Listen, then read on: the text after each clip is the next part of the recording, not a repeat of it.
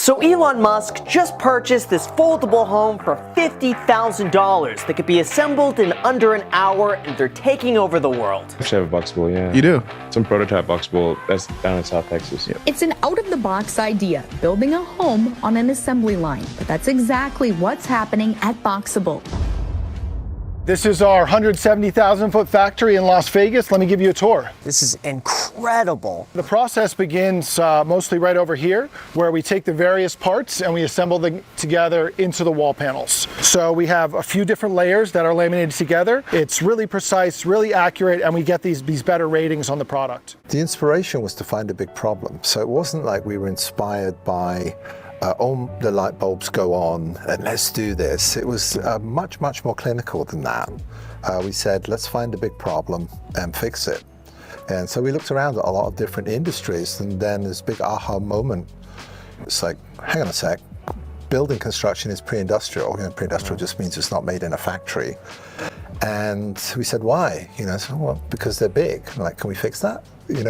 So right now, the last price we sold a Boxable Casita at was $60,000. That's for basically a 400 square foot studio apartment, kitchen, bath, bed, and couch. And if you look around in the marketplace, there's really nothing else out there at that price. And I think that's one of the reasons we have such a big wait list now for the product. It's got over 160,000 names on it. One of the big problems you see with factory built housing, which does exist, is that it's kind of just failed to gain market share. So our initial innovation was that these houses actually fold up so they can ship highway legal at the lowest possible cost. Now that we can ship them far from a centralized factory, we can actually scale that factory and try to get on par with what you see at an automobile plant, because a Ford or Tesla plant, they're putting out 1 car per minute in these factories. So why can't we do 1 house per minute? What was it like for Elon Musk to purchase a unit? How did that come to be? I've got this lady keeps calling me.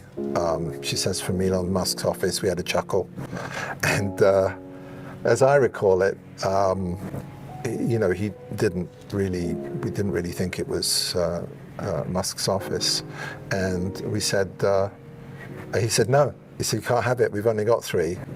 And so then when we figured out it was real, he said, all right, you can have 1 because we've only got 3. Mm-hmm. So we delivered it, and I think that, again, it's back to that thing where you try and do everything mostly right, and you get a break, and you get luck. So that was pretty cool, but a zillion articles got written about it, which was great. How do you think he found you guys to begin with? Oh, I have no idea. Probably, you did have to ask him, but he probably saw the picture of the unfolding house and just said, hey, that looks cool, would you get me one?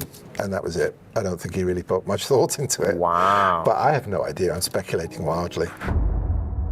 So you can feel, these panels, I mean, they're rock solid. Yeah. Like, a regular sheetrock wall, you could maybe kick through it with your foot. You're going to break your foot before you get through this thing. It's interesting. It's pretty much just styrofoam on the inside of this. That is wild. How customizable could it be with electricity or layouts? The idea is that we kind of have this standardized universal product, and right now we have so much demand for just this Casita version that we're going to focus on that, keep it really simple, perfect that. But later on, we'll be able to do all kind of customizations at the box level, and then also you'll be able to stack and connect different boxes. And what we're doing is we're getting the bulk of the heavy lifting done for the builder or developer, and then they're going to take our product. It's going to cut months and months off their cycle time, and they're going to go ahead and customize it on site. The Boxable building technology is actually multifaceted.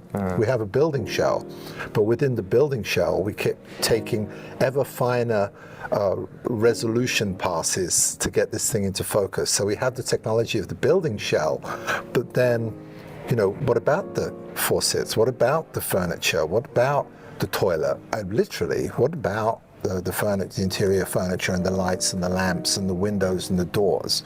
So we apply those same principles of innovation and critical thinking and first principles to all of it. And as the team grows, you've met some of our team today. Yeah.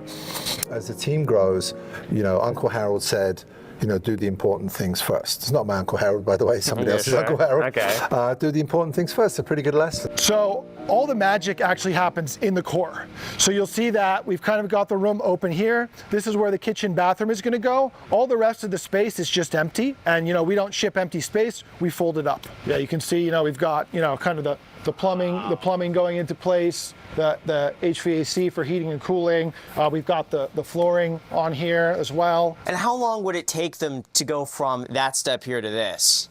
So right now we're targeting about 4 hours for every station. That time, keeps coming down and down as we move forward and dialing the factory. So we're doing about one house every 4 hours. Are you worried about anybody copying your designs or being able to replicate it? So normally, if I was listening to somebody else and they said you have no competition, I'd say, come on, that's bull, that's hubris.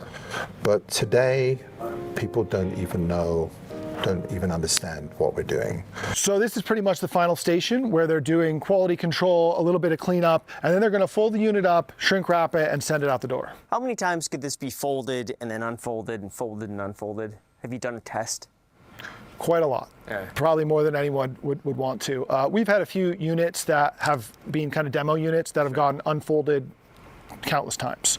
But the idea is that these are kind of permanent buildings that are, superior to other traditional permanent buildings, but just by their nature, they are totally relocatable. And I'm sure a lot of different people with different use cases will be, deploying them here, taking them back, deploying them there. 8.5 feet. Yeah. That is the magic number to ship at the lowest possible cost. Pretty much any other company out there that's shipping a wide load, that's not really scalable because you just incur so much shipping costs that you kind of lose all the advantages you had from building in the factory in the first place. Welcome to the boxable casita. Oh, I love this. So if we look at the casita design, the first things you'll notice is the tall ceilings. So 9.5 foot ceilings, ridiculously tall. One of the best ways to create a sense of volume is the ceiling height. And we've pushed and pushed and pushed. And you think a lot of other homes have 8 foot ceilings and even lower than that. So 9.5, spectacularly tall, and that future-proofs us to create a lot of different combinations going down the road. You want the home to feel big, so it feels like it's sort of enveloping you and is a comfortable, solid place. So it's very, very important. With the kitchen, what we wanted to do was, with all of the appliances and everything, no half-size appliances, nothing undersized at all appliance-wise.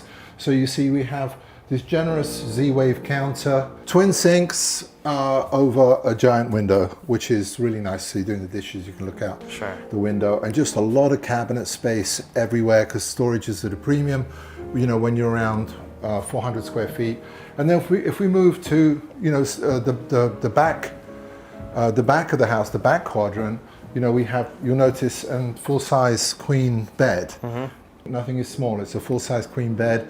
Our own organizer closets here, which divide the space, which is really nice. These actually light up in production, and cute features like this. So if you're watching a movie and you get a little sleepy, you can turn it around. That is great. Yeah, is all of this included? Fun little thing. This is, the furniture is not, which would include this. Okay.